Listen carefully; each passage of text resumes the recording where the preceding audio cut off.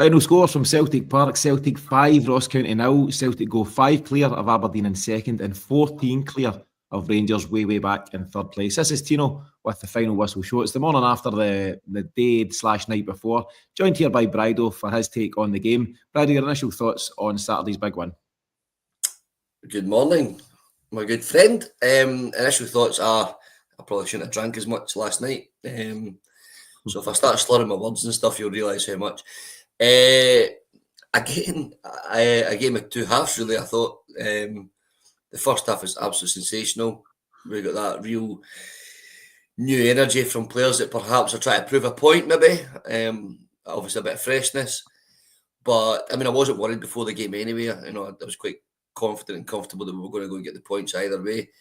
But to do it in that way in that first half was really just great to watch for entertainment levels as well. Ultimately, we're there to win games, but it's an entertainment business as well. And I thought we should all went home pretty pleased. Second half, could have fell asleep, to be honest, at the game. But it happens. 5-0 half time, you can't complain in any shape or form. Yeah, spot on. It was good, and it was the first half. It was a real opportunity for these guys, Bridal. So 6 changes to the lineup. I'll go through them in just a second. But Luke McCowan was great. I don't know if you've seen any of his post-match interview, but he was talking about you can't moan about it. You need to knuckle down. You need to work hard, and you'll get your opportunities. And he's a guy, as much as anyone actually, who's had to be patient despite playing fairly well when he came in. And I thought he had a real impact. He obviously got man of the match, and we'll cover Luke McCowan in a bit more detail shortly.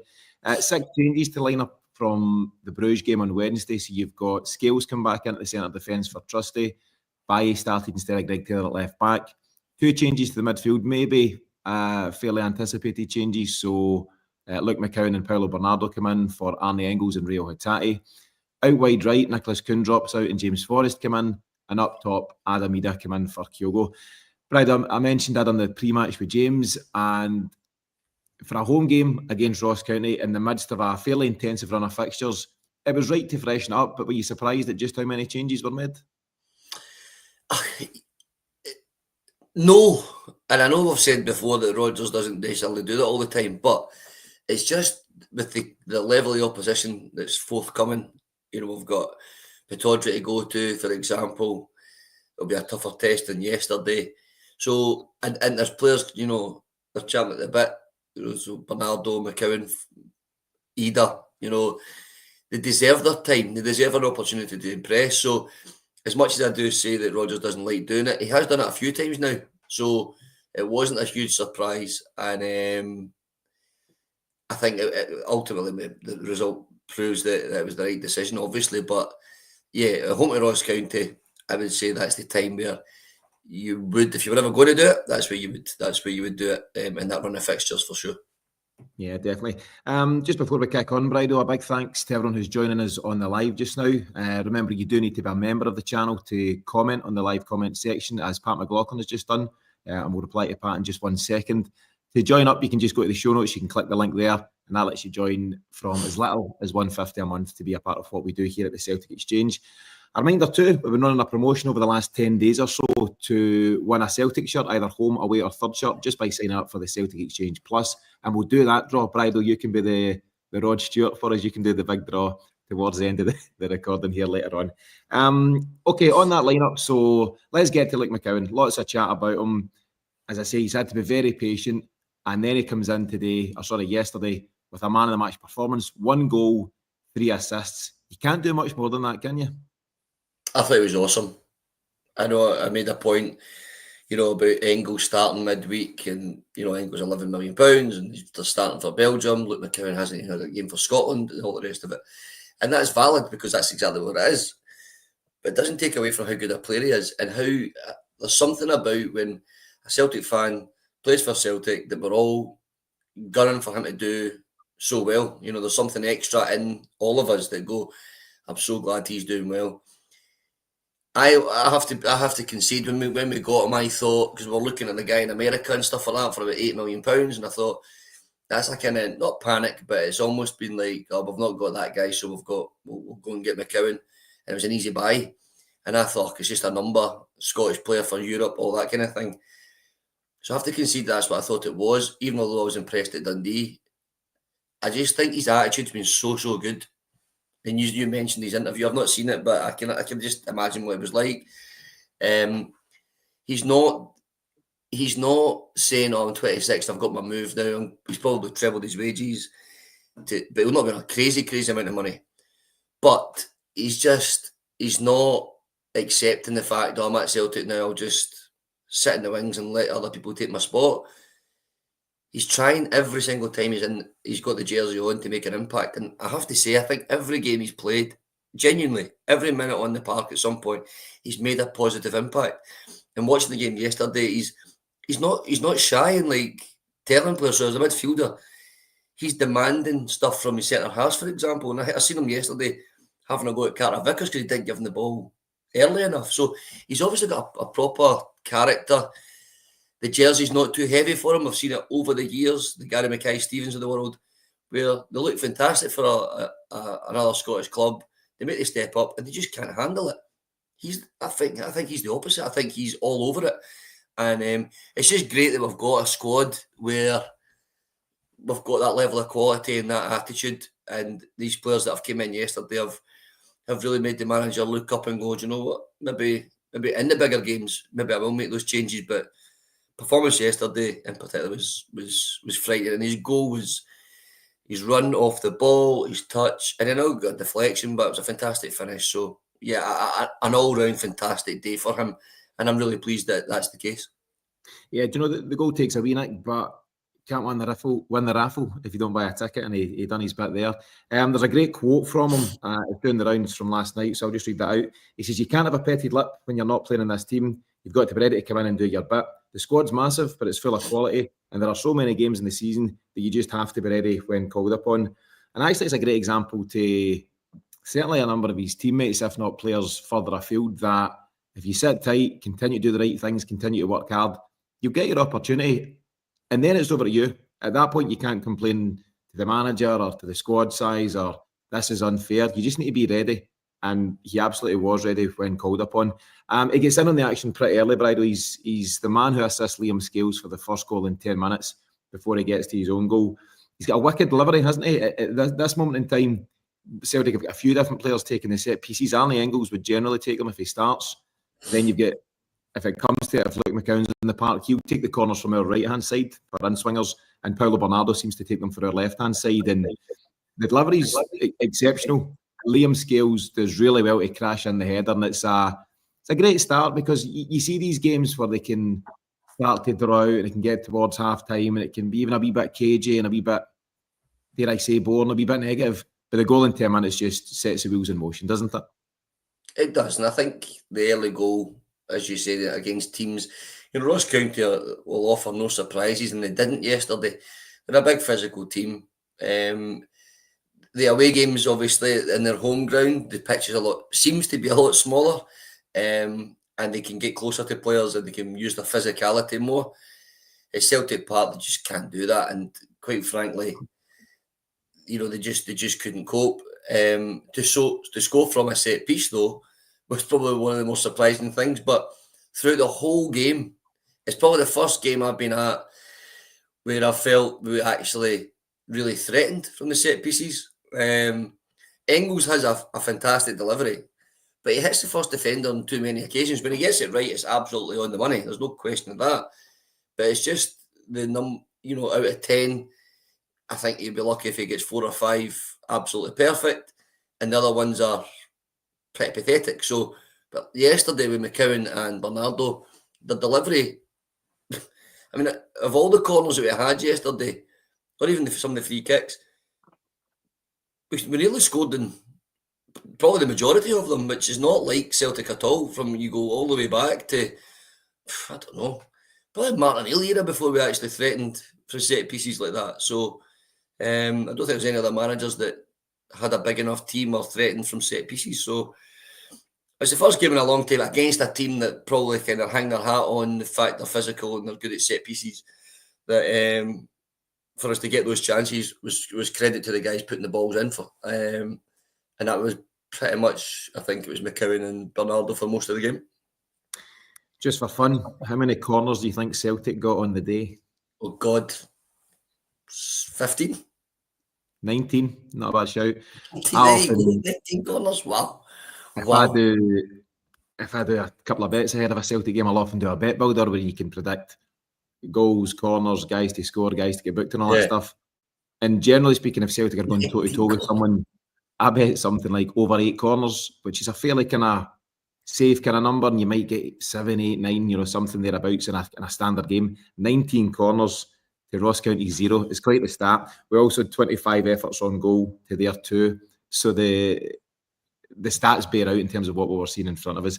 But yeah, we got off to the Flyers, so it's Liam Scales. Great goal for Scales and good for him as well. Another player who could maybe have come into the game with his shoulders slumped a wee bit. He's found himself out the team all of a sudden after being a never present last year and whatever. But he came in. I thought he had a very decent game actually, and he'll be tested far harder than he was against Ross County. But I thought overall he was very decent, and his distribution was better than it has been, which leads us perfectly actually to the second goal, because it's Scales who finds it in the inside left channel, heading towards Ross County's half, and he just clips a brilliant ball in. Now the ball's not possible if the guy doesn't make the run, so Luke McCowan starts it by finding himself in the space, and another player would get to that ball that Luke McCowan got to and turn back and maybe try and find their left winger or pop it back to the midfield and see what's possible. He just had one thing on mind. He's like, I'm going to get a shot on goal here. It might be, a kind of sclaffed effort. It might take a nick. It might be whatever, but I'm going to test the goalie here. I'm going to get something, out my feet. And that's exactly what he done. And he gets fortunate with the break. But it's credit to him, as I say, you need to take these shots or you won't get anywhere. And he gets his goal, he gets his reward. And he was absolutely delighted, and so he should be. We've covered a bit of Luke McCowan there. We might touch on him again later in the piece. But I want to touch on Bernardo, because obviously we've talked about his quality as well from set pieces. There was a real call for him to get the nod ahead of Arnie Engels, and I think that's okay. We've spoken about the fact that you and I are big fans of Engels. I think most folk are, and they can see the talent. But I also think it was maybe right to take him out the firing line for to an extent and let him start off the bench and come in and have an impact from there. Paulo Bernardo, every time he's pulling on a green and white shirt, though, Brydo, is looking really, really lively. And there's a good comment from Pat McLaughlin. Pat says that at the moment, Bernardo looks like the guy who's going to fetch his £20 million moving forward. And you can see why. He's fallen into that bracket that so many Celtic players have done in the past. Now, you buy him for a fairly affordable price. I think we got him for £3.5 million, which feels like a steal at this moment in time. And he just looks more and more confident every time he takes to the pitch. I think he's very athletic. He's very rangy. He gets around the park very well. But he's also got a really delicate touch. I just think he's a really talented guy. And I'm going to say it again, he's one of those guys who could have taken the huff. I think he should probably have got more starts than he has done. But he's just got on with it. He's just knuckled down. And he was more than ready for yesterday's start. Yeah, it was, again, he never fails to disappoint, really. I mean, I think last year... I think actually Brendan Rodgers talks about that. Last year, what was happening with Engels was happening with Bernardo, and that's development. He get cheered on the park on Wednesday. I think partly because of how poor Engels was, as much as anything else. And Rodgers touches on that, the fact that he struggled when he first came in. I always remember the game up at Aberdeen, and he didn't have a great performance, and it cost a goal, and we struggled a bit. And it was at a time of the season we did struggle. He's obviously, there's something about Paulo Bernardo, I think, that he's got real resilience. It looks like that. His attitude's spot on. Always hark back to when the camera panned in on him on the bench at Aberdeen, and he's banging his head off the wall like that, when we missed a chance. You get different attitudes with different players. Some players, like you said, can kind of slump their shoulders, take the huff, be all about them. What about me? What about me? What about me? I'm not playing. I deserve more time. It's not my fault. It's a poison in a dressing room. That's really, you don't want that in any shape or form. But the guys like McCowan, Scales, Bernardo, Idah, quite clearly not doing that based on how their attitude was yesterday. I thought his performance was fantastic. I'm a big fan of Bernardo. But like we said, being a fan of Bernardo doesn't mean to say you have to say Engels isn't for you, or there's nothing wrong with being a fan of all of them. And I just felt his performance, it's his energy, and he's quite gangly and stuff, but he's very physical. I think everybody thought when we were buying a Paulo Bernardo from Benfica, we're maybe going to get somebody with a bit more delicacy or whatever. He's not like that. I think he suits the game in Scotland perfectly. And the more games he gets, and the more minutes he gets, I think he'll continue to get better. So again, he can have nothing but kind of pride in his performance, and I think as fans, we're looking at that going, do you know what? Yeah, we don't. Maybe we're not too sure about who our best midfield three is, just based on what we've seen in the last maybe 5 or 6 weeks. I think he started 6 at the 13 games, and Engels has started 7 of the 13 league games so far, or something along those lines. So he has had starts. There's been games he's, not been as influential, but he's never been poor. And I think he is champing the door to say to the manager, look, I know he's cost £11 million and I'm not £11 million, but that doesn't mean to say that I don't deserve a start over guys that are in the bigger matches. I think that's the key. In the bigger games against the harder opposition, I'm still your man. So the manager's going to have to, I suppose, make those choices, make those calls when the big games come around. Yeah, that's the challenge that Brendan Rodgers faces. But I think there's just a real depth of talent in the midfield, and I think it's just something for Celtic fans to enjoy. If it happens that any one of the 5 or any 2 of the 5, and the 5 being Callum McGregor, Luke McCowan, Paulo Bernardo, Ray Hatate, Arnie Engels, if any couple of those 5 are off form, which can happen to any player at any time across a season, I think you're pretty relaxed about the guys that might come in. I think there's also a bit of flexibility. We'll get to later on, but obviously when Arnie Engels does enter the fray, he slots into the number 6, takes Callum McGregor's role, whereas previously he'd been up at, number 8 positions. Luke McCowan, I think, can play the 6. You've got that fluidity. Bernardo could do it. You've got lots going on there and lots of good options. I was going to make what I thought was a really insightful point, all of my own, but Pat McLaughlin has beat me to it. Pat McLaughlin says there was 3 captains in the midfield yesterday, and he's absolutely spot on. Callum McGregor, as you know, is Celtic club captain. Luke McCowan was the Dundee captain until he signed for us, and Paulo Bernardo is the current Portugal under-21s captain. And that shows, Brydo, if not for their attitude alone that we've just discussed, in terms of how they approach their football and how they are the ultimate professional until they get their opportunities, but it's the way they lead on the park. As you rightfully say there, Cameron Carter-Vickers is a guy who's now had three and a bit seasons at Celtic. He's a real leader for us, a real warrior. But Luke McCowan just in the door isn't afraid and shouldn't be afraid to call him out if he doesn't feel he's getting a pass quickly enough or things haven't been done in the right manner. And that says a lot for McCowan and his attitude. Likewise, I think Bernardo's pretty vocal when he needs to be, and he's also a guy who tends to lead by example. So it's really impressive, and I just think Celtic's midfield is in a really decent place just now, and it'll be interesting to see the calls the manager makes going forward. Some big games coming up. Dynamo Zagreb, well, let me do an order. Pittodrie first on Wednesday. Dynamo Zagreb away. You've got a cup final around the corner with Rangers. Massive games that everybody wants to be involved in. It's going to be very interesting to see what call he makes. Let's get to the other goals, Bridal, because there is a few of them. Paulo Bernardo gets his goal. I think it's good work down the left. It's Idah that gets it across. It's a wee bit scrappy, but Bernardo's then got the savvy to get out his feet and tuck it away nicely. So good job there. Then Luke McCowan gets his second assist of the day. Now, he'll have better assists, but he pops it into Callum McGregor. McGregor gets out his feet, and I don't know what it is, Bridal, maybe 25 yards out. And it's actually a finish we've seen time after time from McGregor this season. Not sure where it's come from all of a sudden. I dare say it's been encouraged by the manager, but Callum McGregor, when he first broke through and when he started to really become a Celtic player, he had goals in his locker. That was a big part of his game. Then that fell away as he retreated and he became the number 6. And I don't think he scored too many under Ange, but I think that's now it's either his 5th or 6th league goal this season, and he's got a very clean strike, and long may that continue. He should be encouraged to strike from range with that kind of technique. I think, absolutely, mate. And we've seen it, obviously. I think for a period of time, I don't know if he still is, was our top scorer or something, was he not? Was he not like 6 goals in the league, or 5 goals in the league or something like that? I think it was the most we had. Where it comes from, I think it's partly down to, in fact, hugely down to the movement of his players around him. I think the movement of the midfielders and the fullbacks, for that matter, just taking players away, and teams are like, it's all right, leave him with it, which is obviously to their detriment with the level of finishing he's had.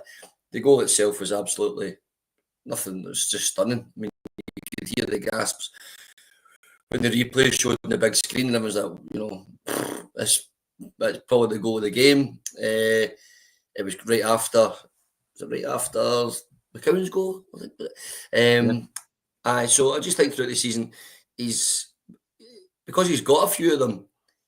You know, McGregor would sometimes maybe only have, let alone goals, like shots at goal. I don't think he had that many in that period that you're talking about. I think he would probably just have kept moving the ball on. But it opened up for him because of the movement of the other players around him. And he lets fly and obviously just goes straight to the top corner, which is a stunning finish. And I just think he's having he retired from international football. I'm not going to say a resurgence because he's just always the same level, really, which is very, very high. When he came off yesterday, he's not Scott Brown. You know, he's a very different type of captain to Scott Brown. But the more and more he plays and more influential he is, you're starting to just see just every player. When he walked off yesterday, that's the first time I really felt that, was that this guy is a proper captain. I've always felt he's a proper captain, but it was just that when he's walking off, job done, all the other players try to get to him and say, high five him, whatever. I just feel like he's in his stage in his career, he's very assured, he knows his job, he does it most games in, most games out, he has the odd one, you know. And I just think as a leader, he leads by example with the stuff he does on, and I'd imagine off the park as well, which is really important. And he's always talking, communicating the whole game. See him at 4-0, and he's just like, no, we go again. Forrest was doing the same, we go again. And it's things like that, when you put them all together, that creates the performance and the attitude towards the opposition in the game. That's the kind of leadership and experience we need. And ultimately, that's what we get. Yeah, do you know, there's a lot of really good comments coming in, and thanks to everyone who's continuing to do so. Decent one before I forget. It was a wee bit earlier on from Colin Rodgers, but Colin says that James Forrest's contribution was top drawer yesterday. Still very much in the conversation as a real go-to match winner for Celtic. And he's absolutely right, and it's easy to forget the fact that James Forrest didn't score or assist yesterday, Brydo, but he still played a huge part there. As we all know, James Forrest has scored in every one of Celtic's last 15 seasons, you know, since he came into the first team. He's not yet scored for this season, but I think it's just a matter of time, and hopefully he will score very soon for the 16th season in a row. Colin also reminds us that Callum McGregor, he's top scorer in Scotland in the league with 6 goals, so real credit to him for that. What else have we got? Fred Williams. Fred's a new member of the channel. Thanks to Fred for joining us. He says, I've just joined, great show, brilliant insight, and 99.9% of the time bang on the money. Bernardo's so elegant and very, very tidy. I need to know, Fred, about that 0.1%. I presume it's something Brian said. It's you. Definitely you, mate. Let us know what you think there. There is another goal to see out the half, Brydo. So, 4 goals up at that moment in time. Just to confirm the timing. So, Scales opened the scoring in 10. Luke McCowan added a goal in 27th minute. Bernardo in the 35th. McGregor right after 36th. And then Idah makes it 5-0 in the 40th minute mark. And it's important for Idah to not only come in and have an impact in these games and play his part and run the line. Strikers live off goals. And if you're going to have an impact of any level at Celtic, you need to score when given the opportunity. He worked hard at it. He had a couple of kind of half chances and efforts before that. But his goal, and again, it goes down to Luke McCowan assist. And as I say, McCowan will have harder assists to make than that. But he finds Idah on the edge of the box, gets out his feet. He's got one thing in mind, Brydo, which I like. There could have been passes on. He's determined to get his shot away. It's a powerful effort. He crashes high into the net. It's a massive boost for a guy who's played his part over the last week or so. He got 2 against Hearts last Saturday. Ran the line when he came on against Brugge to see out the 1-each result. And then he gets his goal yesterday. He's looking leaner. He's looking sharper, isn't he? Yeah, definitely. It's the sharpness, I think, that counts, especially in the final third of the park. And, he done a job against Atalanta, which was imperative for the team to get a result. He said other games where he's came off the bench. He said games at Kilmarnock, for example, where it just didn't work for him. And I think we made comment on it. He just needs a couple of goals. I think it was maybe the pre-Hearts match, maybe. I think. I was just saying, if he gets a chance, it would just be great for him to get a goal or 2, just to kind of make him feel good about himself. Because he just, even in the Highland games as well, he just didn't look out of sorts a wee bit. And I think it was his sharpness. I don't think he had a really good pre-season with all the transfer stuff that was going on, and then he refused to turn up and all that. I don't think it was a great place for him to be in the end. But since, the last few weeks, he's got a bit more game time. He's got that sharpness. He started yesterday. His first touch still has to be better, I think. See, too many times the ball goes into him and it bounces off him a wee bit. For a big physical guy, I feel like he's got to have a slightly better first touch. But his all-round game yesterday, his energy, his work rate as well, quite hard for a big guy, I think, to put that level of sprints into close down goalies and centre halves. But he knows if he wants to play in the team, he has to do it.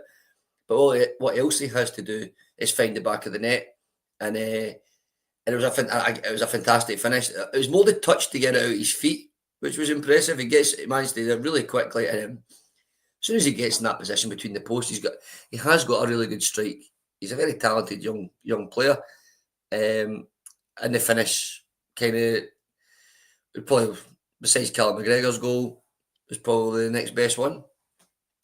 Yeah, he's done a great job there, and it's hard as well to kind of stay sharp and stay ready to go when, well, I don't know what his own personal thoughts are, but most of us, I think, are of the mindset that Kyogo is the undisputed number one at this moment in time for Celtic. But Adam Idah, I suppose, can't take that approach. He can't take that mindset. He has to say to himself that he's the man and prove that every time he gets the opportunity. I thought it was quite telling that he got the 90 minutes yesterday. The manager could have freshed it up, changed them on the hour mark. But I thought it was important that he got his 90 minutes, and it just keeps him sharp and ticking over for whatever comes next. But 5-0 after 40 minutes, and you're thinking, could we see double figures? Is that the way it's going? And unfortunately, that's not the case, as can often be the way. I think, was it last season, we go 6-0 up against Dundee at half-time. It finished 7-1, so the second half finished 1 each. The second half yesterday finished nothing each. So I suppose you need to give a bit of credit to Ross County for doing their job, and the intensity goes out the game at that point. Is just a natural thing. So there's not a huge deal of action points to cover from the second half. There was a move that would have been a brilliant goal. It was Alex Bailly that got on the end of it, and I think it was Luke McCowan that played the final through ball. Since being at the game and coming home, I've not seen the highlights yet, so maybe that'll show us better. But it was a great passing move down Celtic's right-hand side. I think the likes of Johnson and Forrest and various other guys were involved, and all of a sudden, Luke McCowan finds it with his feet and Bailly's in. I love the fact that Alex Bailly, my left back, finds himself in the number 9 position at times. It's great, and he's done it several times.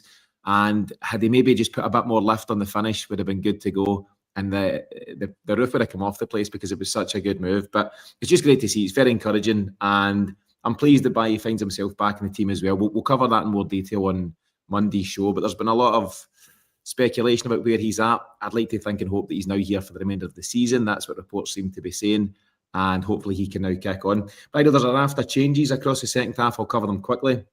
Jan comes on for Dyes and Maeda at half-time. Arnie Engels comes on for Callum McGregor and goes right in at number 6, as I mentioned, on the hour mark. Tony Ralston at the same time comes on for Alistair Johnson. Hatate gets his minutes. He comes on in 70 minutes for man of the match, Luke McCowan. And then Greg Taylor gets a run out, coming on for Bailly after 80 minutes. There's not much to cover, as I say, in terms of second half stuff, Brydo, but I just want to cover some more general stuff as to where Celtic are at this moment in time. There's some brilliant stats doing the rounds. There's one from Scotland's coefficient on Twitter, and he says Celtic are on the longest run in the club's history of scoring 2+ goals in consecutive league games. It's now 22 league games in a row where we've scored 2 or more goals since that 2-0 loss at Tynecastle in March. They've scored 67 goals in 21 games and 40 minutes. That was, he tweeted out after Adam Idah had scored. It's a phenomenal 22 games in a row to score at least 2 goals. That's an incredible stat. It's hard to get your head around that, but it just tells you everything you need to know about this side under Brendan Rodgers. Yeah, and I remember having arguments around in this first season, because Ange was obviously this gung-ho attacker, and some people would be forgiven for thinking that, Rodgers was too negative kind of thing in comparison. I remember trying to explain that Rodgers' first kind of tenure, that wasn't the case. We scored goals for fun, and it's obviously just a case of a bit of time to get his own players in, get his own stamp on what he wanted to do, and then ultimately the goals would come, and that has essentially played out. Even the game, since that 2-0 defeat at Tynecastle, that defeat was absolutely littered with decisions from referees that absolutely robbed us of any chance. So that could quite easily have been another game that we had 2+ goals. So it could have been even longer. But I just think it's fantastic somebody's actually got those numbers. I mean, they've obviously got a lot of time in their hands for sure, but sitting counting all the goals up, I'm sure they'll have some software that does it. But I think every time we're watching Celtic now, especially domestically, we're expecting goals, and that's ultimately just based on how we've played for a prolonged period. And we've got goals from everywhere. So was that 5 different scorers yesterday? Yep. I mean, just like to get 5 different, your 3 midfielders have scored. You know, everybody is chipping in. The best Celtic teams that, and I imagine you're the same, that we've watched, the goals did come from everywhere. You got all the way back to even like Martin O'Neill. You had Alan Thompson, you had Stelian Petrov, Neil Lennon got 2 in his whole time. But you know what I mean? Like midfielders making runs beyond strikers. For a long period, we didn't have that. It frustrated the life out of me. I actually remember Stuart Armstrong was probably the first player that we had for a long time that actually went beyond a striker. Everybody, you know, that 10-in-a-row season, everybody wanted the ball cut back. Nobody made the run beyond between the posts. And I just think we've now got a manager who's telling fullbacks to beat the back post. He's telling fullbacks to carry the run, like Bhoys' opportunity, like you mentioned there. You know, to be a threat.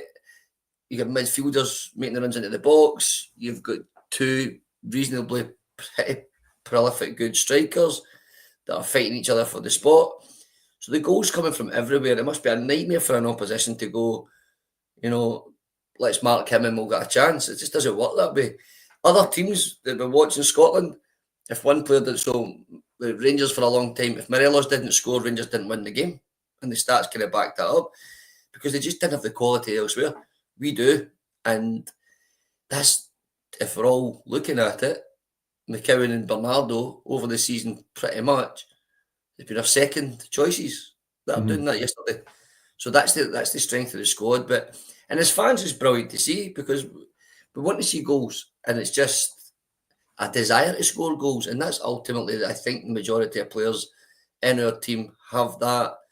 Even Alistair Johnson went in a 3 or 4 games run where he was banging in goals, you know, and he had a chance yesterday with a ball coming across the face. I think they blocked it, or the goalie that didn't. He just missed it by an inch or so. Yep. So goals everywhere, mate. And I think that as a fan is the most exciting part.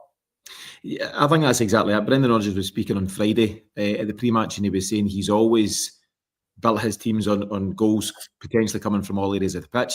You're bang on with Alistair Johnson. I think he's got 4 goals for the season, and he's not a guy who's been renowned as a prolific scorer of goals for Celtic. But he's got 4 for the season. Callum McGregor's back amongst the goals. I think at the moment, I've mentioned James Forrest is one of the very few gaps, and I don't think we've had a goal from left back in terms of either Taylor or Baye. But then Liam Scales pops up yesterday. He gets his goal. Carter Vickers scored earlier in the campaign.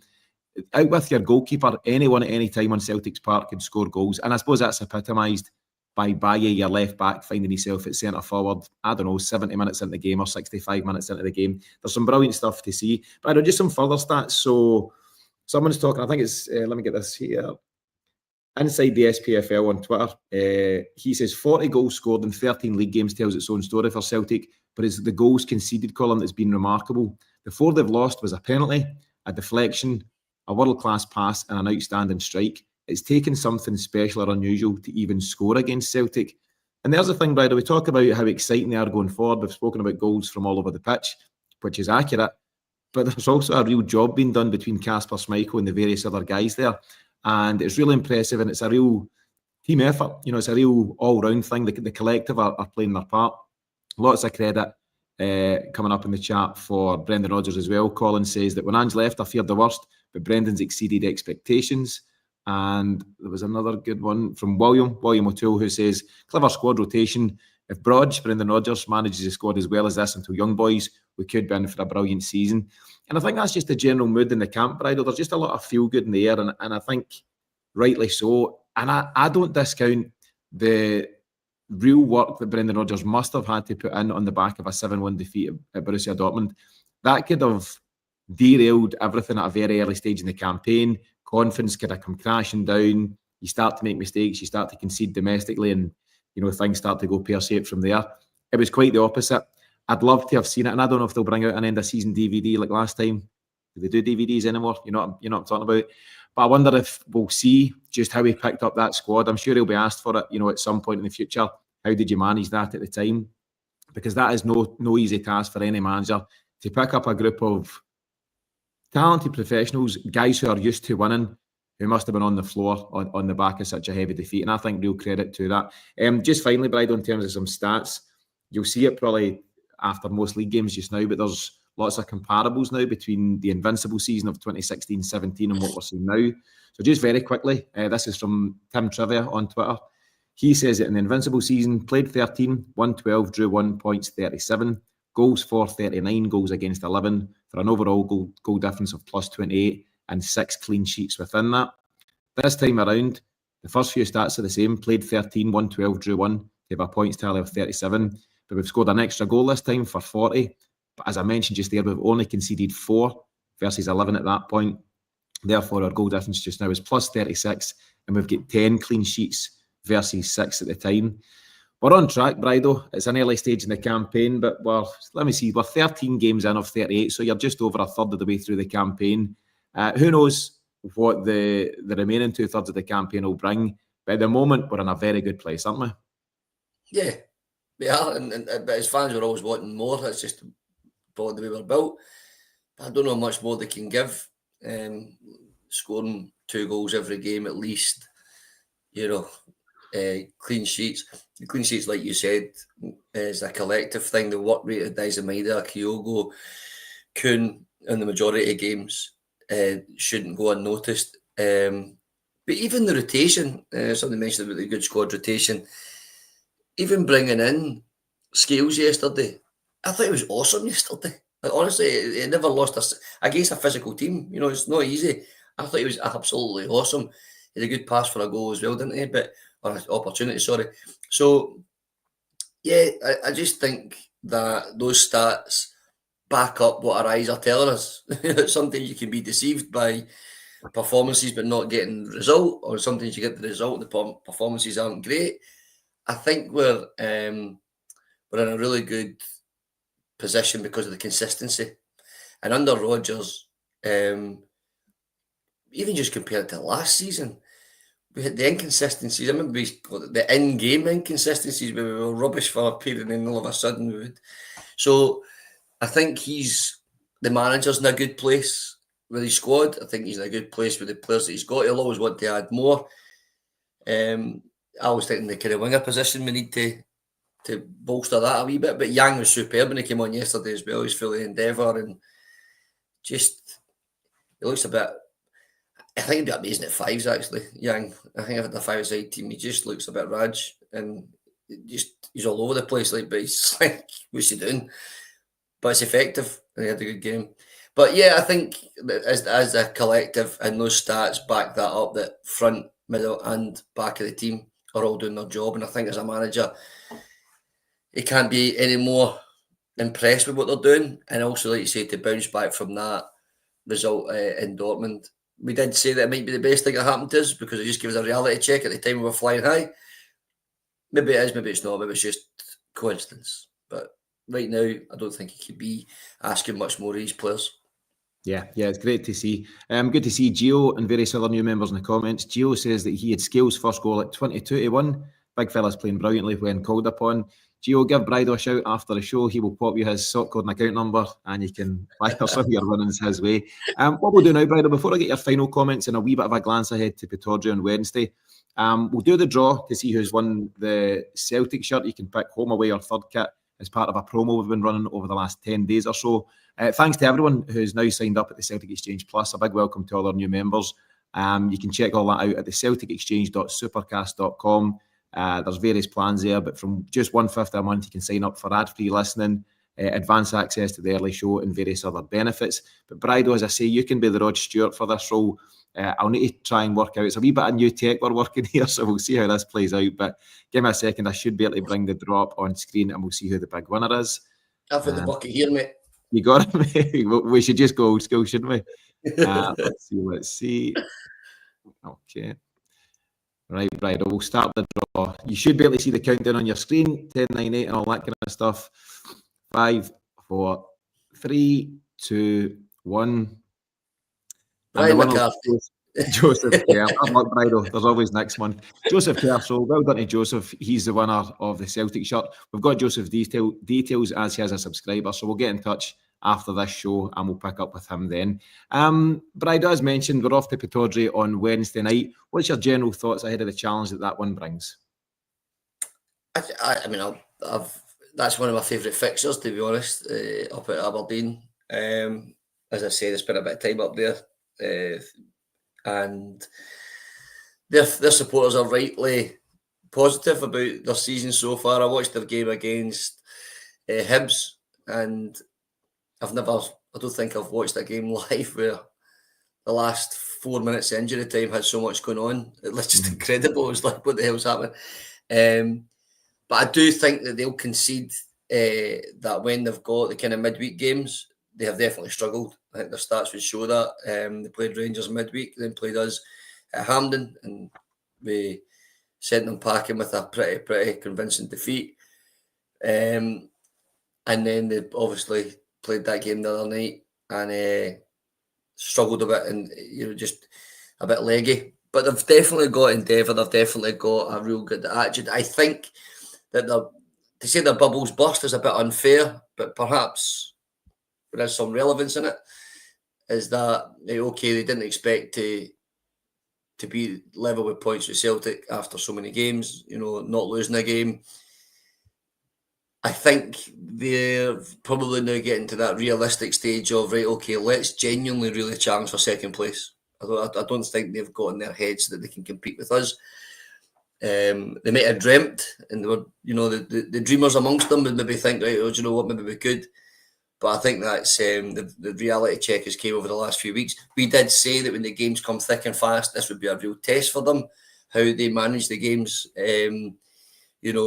over the kind of next 10-game period. Obviously, they've faltered a wee bit already. I think going up there for us, it's not going to faze us. We know that. We've got bigger and harder teams to play against. They're a good outfit. Their manager's impressive. There's a lot of the players. We've been very vocal about how impressive we've been with Aberdeen. But I just think we're at a space in time now, and a place in time now, where I don't think anybody in Scotland wants to be playing us at all, and that includes the guys across the city. Nobody wants to, because yesterday shows that with 6 changes, we go away and win 5-0 in the first half. We scored 4 goals at Tynecastle in the second half. We just seem to get periods of a game where we're just so relentless and unforgiving. It's just like teams just genuinely don't want to be a part of that, I don't think. And I think that Aberdeen will not want that game at all, let's be honest. I think 4 or 5 weeks ago, they'd be all over it. I just don't think that they'll fancy that at the minute. I think if the bubbles burst, we might just burst it again. Can you burst a bubble twice? You can make things up if you like. You can re-burst it if you want. Double burst squared. But I think from Celtic's point of view, Brydo, it's 10 goals in the last week alone. So you get your 4 against Hearts, you get your 1 against Brugge, and you get your 5 there against Ross County. I mentioned that record, 2+ goals in the last 22 league games. Exceptional stuff. There's no real sign of it letting up at Pittodrie. Of course, it's a hard game. Aberdeen, certainly at this moment in time, undisputed second best team in the country. It will be a challenge, but Celtic are well capable. We're heading up, Brydo, me, you, James, and our mate Paul, looking forward to getting up to Pittodrie on Wednesday. Get the thermals on. It will be freezing, as you know, but we'll bring the pre-match for that. We'll bring that out on Tuesday. Before that, of course, we've got the weekly show on Monday. Looking forward to bringing that to everyone, as always, and especially to some of the new subscribers, both here on the YouTube channel and over at the Celtic Exchange Plus. Big congratulations again to Joseph Kerr. As I say, we'll give Joseph a shout after the recording here. But don't forget to check out the celticexchange.supercast.com to look out how you can get ad-free listening and various other benefits on the Celtic Exchange Plus. But in the meantime, a massive thanks for joining us here on the slightly unusual time of 10:30-ish on a Sunday morning. Bigger thanks to Brydo, who I wasn't sure was going to make it. Slightly hungover, but all good all the same. Thanks to Brydo, thanks to everyone else. Enjoy the rest of your weekend. We'll see you all again really soon.